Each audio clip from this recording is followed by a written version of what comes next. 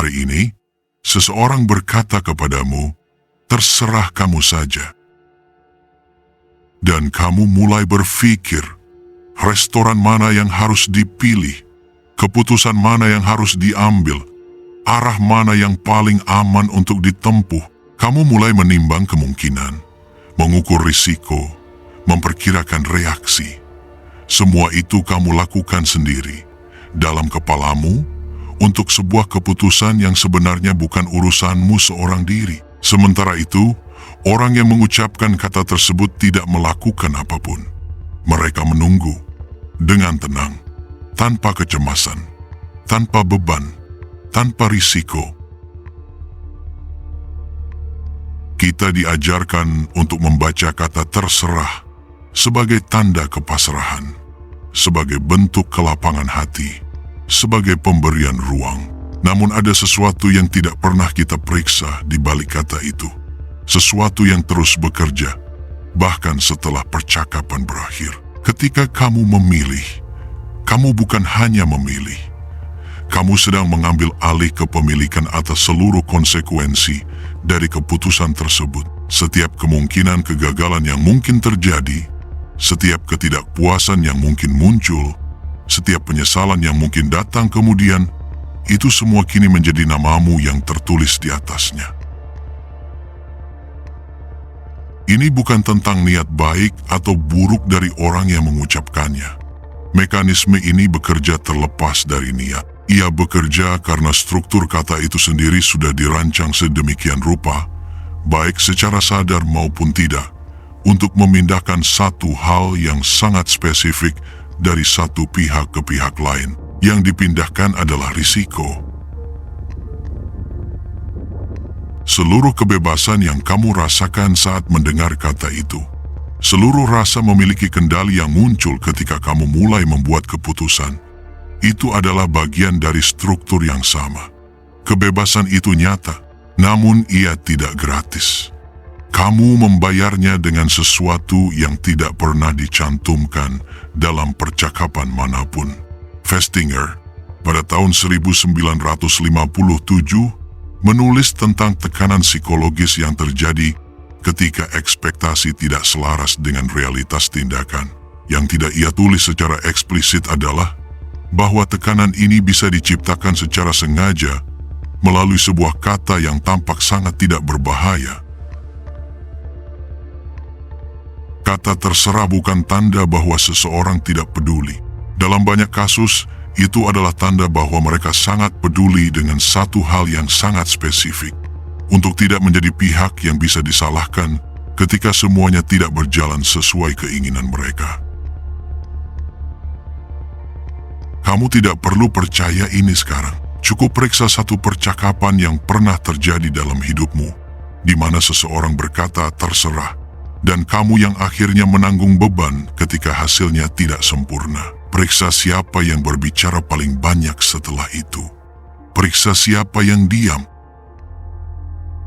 Kata yang paling sering dianggap sebagai tanda kepasrahan adalah kata yang paling efisien untuk memastikan bahwa kamu bukan mereka yang akan berdiri di depan cermin ketika pertanyaan tentang kesalahan mulai diajukan. Sebelum kamu memahami mengapa, ada baiknya kamu memahami terlebih dahulu bagaimana mekanisme ini bekerja dari dalam, lapisan demi lapisan, jauh sebelum kata itu selesai diucapkan.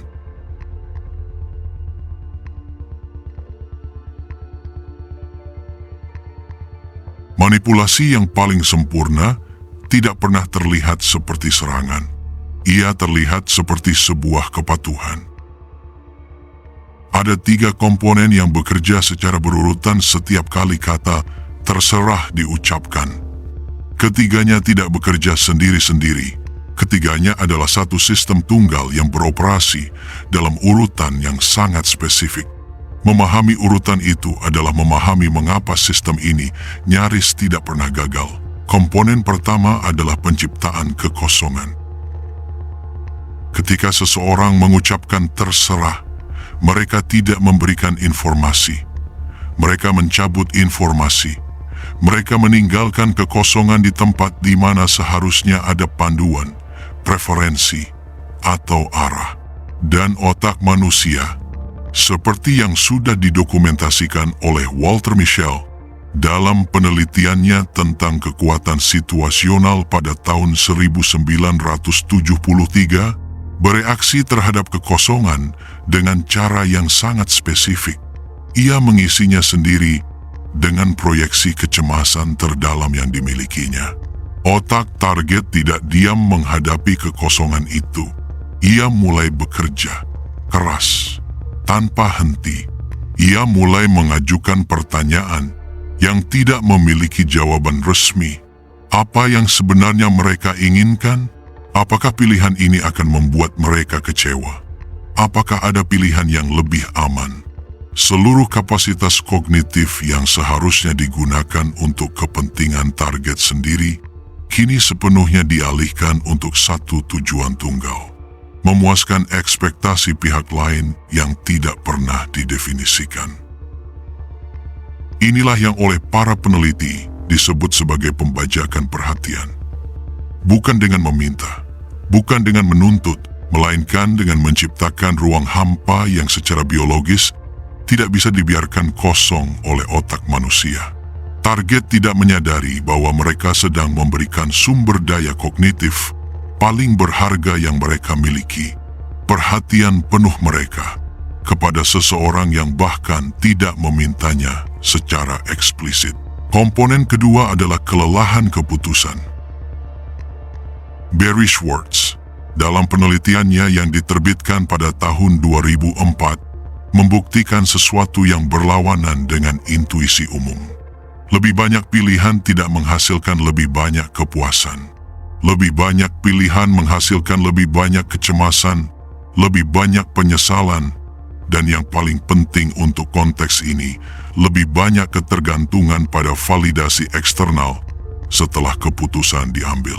Seseorang yang kelelahan memilih tidak hanya mengambil keputusan yang lebih buruk, mereka juga menjadi jauh lebih rentan terhadap penilaian orang lain setelah keputusan itu diambil. Dan inilah yang membuat komponen kedua ini sangat efisien sebagai bagian dari sistem. Target yang sudah kelelahan secara kognitif karena harus menebak-nebak keinginan yang tidak pernah dinyatakan ketika akhirnya membuat keputusan, tidak sedang membuat keputusan dari posisi yang kuat. Mereka membuat keputusan dari posisi yang sudah terkuras. Dari posisi di mana kemampuan kritis mereka sudah berjalan di bawah kapasitas optimalnya. Kathleen Voss dan rekan-rekannya mempublikasikan temuan pada tahun 2008 dalam Journal of Personality and Social Psychology yang mengkonfirmasi hal ini secara biologis. Aktivitas pengambilan keputusan yang intens secara mental menurunkan fungsi eksekutif otak secara terukur. Ini bukan metafora. Ini adalah proses fisiologis. Otak yang telah menginvestasikan energinya untuk serangkaian keputusan akan memiliki kapasitas kontrol yang lebih rendah untuk keputusan berikutnya. Target yang sudah berputar dalam lingkaran menebak-nebak keinginan manipulator secara harfiah memiliki kapasitas berpikir kritis yang lebih rendah saat tiba saatnya untuk memilih dan mempertanggungjawabkan pilihan itu. Komponen ketiga adalah penguncian komitmen. Robert Cialdini, dalam karyanya yang diterbitkan pada tahun 2006, mendokumentasikan apa yang ia sebut sebagai prinsip komitmen dan konsistensi. Sekali seseorang mengambil sebuah posisi, baik secara verbal maupun melalui tindakan, mereka akan merasakan tekanan sosial dan psikologis yang kuat untuk tetap konsisten dengan posisi itu. Otak manusia dirancang untuk menghindari kontradiksi internal. Ketika target akhirnya memilih setelah melalui proses panjang menebak-nebak, mereka tidak hanya membuat pilihan, mereka sedang mengikat identitas mereka pada pilihan itu. Dan disinilah ketiga komponen itu bertemu dalam satu titik. Target yang telah menghabiskan energi kognitifnya untuk mengisi kekosongan informasi, yang kemudian membuat keputusan dalam kondisi kelelahan, kini terikat secara psikologis pada keputusan itu melalui prinsip konsistensi. Mereka tidak bisa lagi mundur tanpa merasakan inkonsistensi yang menyakitkan. Mereka sudah terlanjur menjadi pemimpin dari keputusan yang sebenarnya tidak pernah sepenuhnya milik mereka. Sekarang pertimbangkan apa yang terjadi ketika hasilnya tidak sempurna. Ketika pilihan yang dibuat ternyata mengecewakan. Ketika restoran yang dipilih ternyata tidak sesuai harapan. Ketika keputusan yang diambil ternyata menghasilkan ketidakpuasan. Siapa yang berdiri di posisi paling rentan untuk menerima konsekuensi dari itu semua? Target. Selalu target. Dan manipulator? Mereka tidak pernah memilih. Mereka tidak pernah memimpin. Mereka tidak pernah mengeksekusi. Secara formal, mereka hanya memberikan kebebasan. Dan kebebasan, dalam konstruksi sosial manapun, tidak bisa disalahkan. Ini bukan desain yang jahat secara dramatis. Ini adalah desain yang efisien. Sebuah sistem yang bekerja dengan menggunakan mekanisme psikologis paling dasar dari otak manusia sebagai bahan bakarnya. Sistem ini tidak membutuhkan kejahatan untuk bekerja. Ia hanya membutuhkan ketidaksadaran dari satu pihak dan pemahaman dari pihak lain, apakah pemahaman itu disengaja atau tidak. Cialdini mencatat bahwa manusia tidak hanya terikat pada keputusan yang mereka buat. Mereka juga terikat pada identitas sebagai orang yang membuat keputusan itu.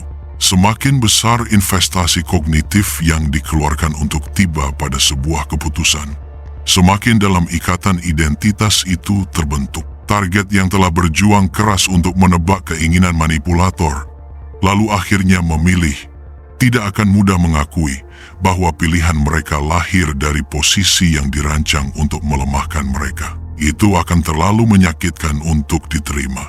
Schwartz menyebut ini sebagai paradoks pilihan. Lebih banyak kebebasan memilih tidak membuat manusia lebih bahagia. Ia membuat mereka lebih mudah menyalahkan diri sendiri ketika hasilnya tidak sempurna. Dan ketika seseorang berkata terserah, mereka tidak hanya memberikan kebebasan memilih. Mereka memberikan seluruh infrastruktur penyesalan yang akan datang setelahnya. 3 komponen, 1 sistem. Kekosongan informasi yang mencuri perhatian, kelelahan keputusan yang menguras kapasitas kritis, dan penguncian komitmen yang menjebak target dalam tanggung jawab penuh. Ketiganya tidak perlu direncanakan secara sadar untuk bekerja. Mereka bekerja karena mereka mengikuti alur alamiah dari cara otak manusia bereaksi terhadap ketidakpastian. Memahami komponennya hanya separuh dari gambar. Yang lebih menarik adalah melihat siapa yang sudah menggunakannya, jauh sebelum kamu menyadari bahwa sistem ini ada.